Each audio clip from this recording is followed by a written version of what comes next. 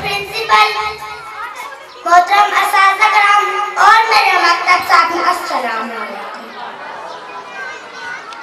ज़मीन से आसमान की तरफ परवाज़ करता हूँ, ज़मीन से आसमान की तरफ परवाज़ करता हूँ, खुदा का नाम लेकर मैं इस तकरीर का आगाज़ करता हूँ।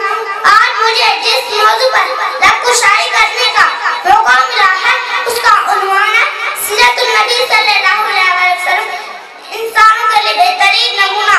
अल्लाह ताला ने कुरान मजीद में फरमाया लक़द काना लकुम फ़ी रसूलिल्लाहि उस्वतुन हसना, रसूल सल्लल्लाहु अलैहि वसल्लम की जिंदगी तुम्हारे लिए बेहतरीन नमूना है।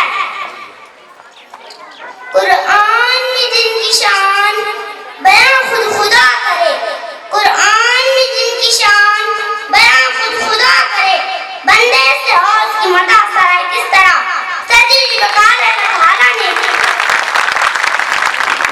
इंसानों की हदायत के लिए नबियों को माबूस फरमा।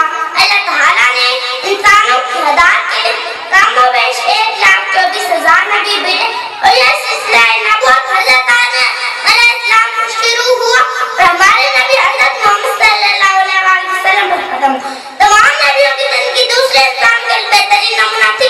हमारे प्यारे नबी सल्लल्लाहु अलैहि वसल्लम हमारे आखिरी नबी, अब क़यामत तक के लिए इनकी मुबारक जिंदगी ही हदायत हासिल करने का वाइज जरिया है।